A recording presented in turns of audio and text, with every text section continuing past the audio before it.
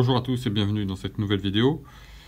Petit test produit aujourd'hui avec un thermostat. Thermostat de la marque Thermocon. C'est une marque allemande qui fait des produits plus destinés au domaine tertiaire généralement. Sur des technologies ouvertes comme Modbus, Enocean, BACnet, etc. Donc en général, ils développent ce genre de produits-là. Là, ce que je vais vous proposer aujourd'hui, c'est un thermostat en KNX directement. C'est le Nomos thermostat. C'est à l'heure actuelle un prototype. Comme vous pouvez le voir, c'est marqué ici. Et vous pouvez voir en même temps que derrière, on a le bus plus le 24 volts. Donc l'alimentation auxiliaire qui sont nécessaires pour l'alimenter. Ce qui se comprend un peu, hein, quand vous allez voir le produit, ça se comprend qu'il a besoin d'une alimentation supplémentaire. Donc ce produit, en dehors d'être thermostat, ça fait également, c'est tactile. Hein, vous voyez que ici, j'active, désactive. C'est tactile et ça fait autre chose, c'est-à-dire qu'il y a, vous pouvez ajouter des pages pour le contrôle de l'éclairage, des stores, des volets, des scènes, etc.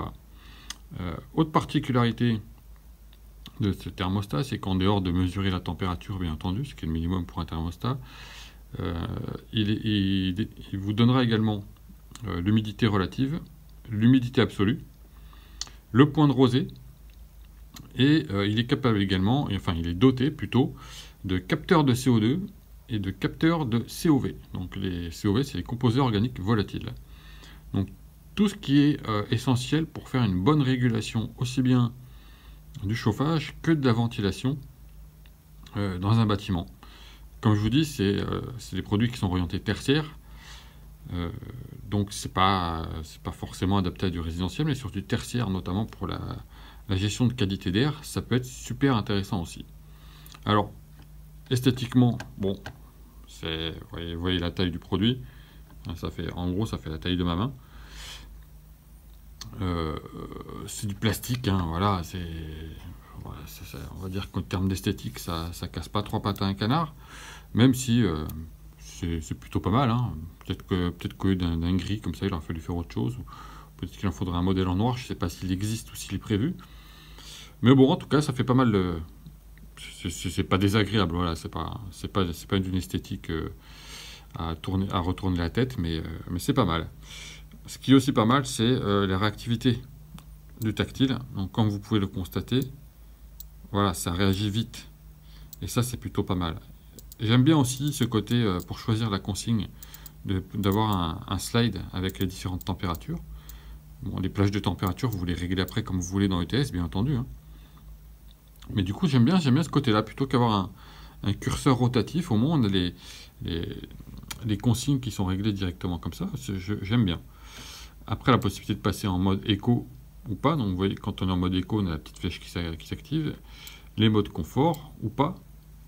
Et quand on est en mode éco, vous voyez que du coup, on a les consignes qui sont floutées et qui ne sont plus accessibles. Autre fonctionnalité, vous voyez toujours la réactivité du produit. Tout ce qui est éclairage, donc on active, on désactive. Et si je vais ici, j'ai également le RGB. Donc, sélection de la couleur avec après l'intensité de la couleur. Donc ça, c'est plutôt pas mal. Ici, on en a un autre qui nous permet de gérer la température de couleur. Donc là, on est à 7000, 9000K jusqu'à 3000K, enfin de 3 à 9000K. Ici, une variation classique, traditionnelle. J'arrive pas à le... Ah, d'accord, c'est parce que comme c'est pas connecté, forcément, il n'y a rien qui est envoyé. Le on-off. Ici, nous avons les stores. Donc, vous voyez que c'est aussi sur du bricelet orientable, c'est pas mal, puisqu'on a l'inclinaison qui peut être réglée par ici. Et le positionnement du store aussi. Je sais pas ce qu'ils ont mes doigts aujourd'hui, mais ils veulent pas activer. Je reviens ici. Toujours deuxième type, volet roulant ou store quelconque.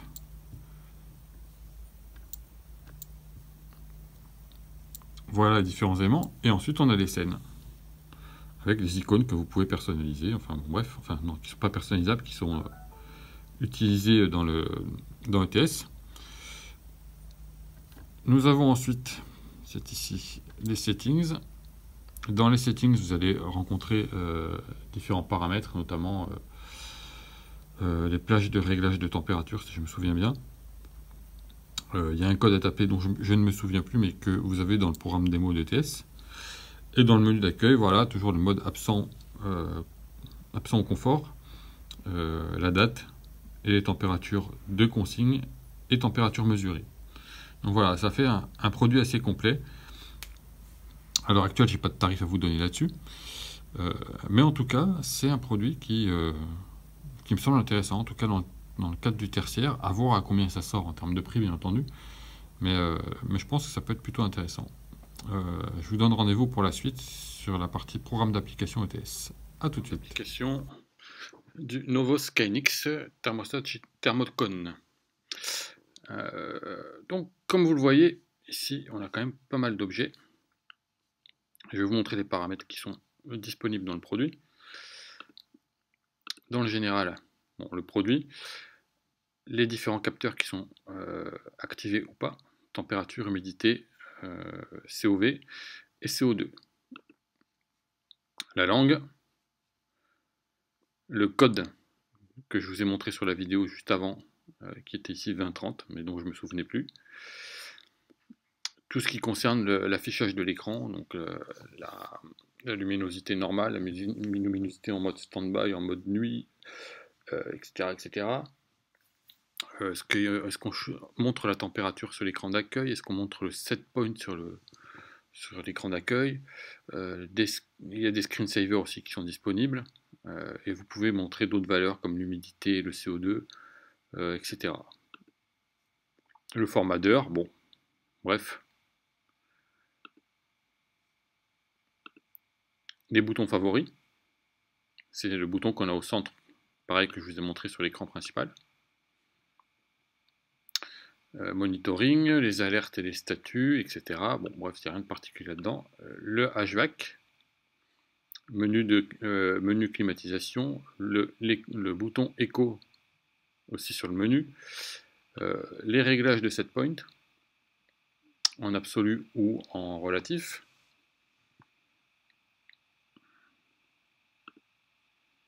Ce qu'il y a de bien aussi, c'est qu'il y a un heartbeat sur set point, donc si jamais vous avez un souci,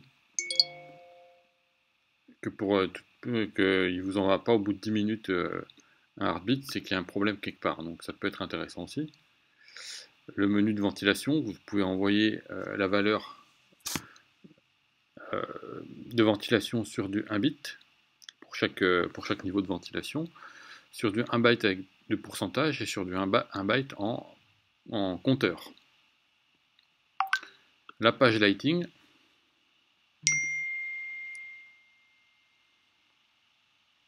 donc la page lighting, on peut configurer jusqu'à 8 pages de lampes, et pour chaque lampe, spot, cassette, lampe de sol, etc.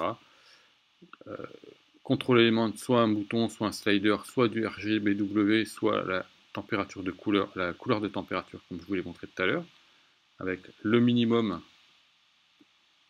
et le maximum en Kelvin. Le shading, pareil, le nombre de shading que vous pouvez avoir jusqu'à 8. Vous pouvez le faire sous forme de liste, sous forme de plan, mais il vous faut un logiciel qui s'appelle, comment il s'appelle déjà, via uConfig, voilà, etc. Et là, pareil, vous donnez une description, vous donnez le type de blind, le type de produit dont il s'agit, et c'est pareil. Les scènes, nombre de scènes que vous allez activer, jusqu'à 8, avec la possibilité de les enregistrer, donc ça aussi c'est plutôt intéressant. Les capteurs,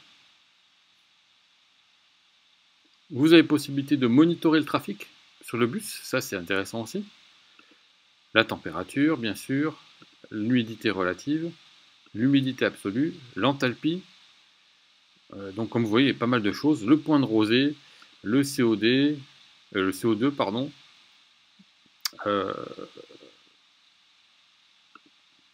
les COV, et vous avez également des entrées binaires sur le produit qui peuvent être utilisées et qui vont vous donner un certain nombre d'informations et d'objets disponibles dans le programme. Voilà. Vous voyez que sur les scaling, c'est pour les lampes. Les shades, ils fonctionnent a priori qu'avec des valeurs en pourcent. Bon, ce qui n'est pas plus mal, hein, remarque. On a les scènes, on a les températures, on retrouve tous les objets qui correspondent à ce qu'on a fait. La valeur de luminosité de l'affichage, des alertes qui peuvent être envoyées, etc. Donc, pour moi, c'est un bon produit. Après, il faut le tester en conditions réelles, voir comment ça marche sur de la vraie régulation.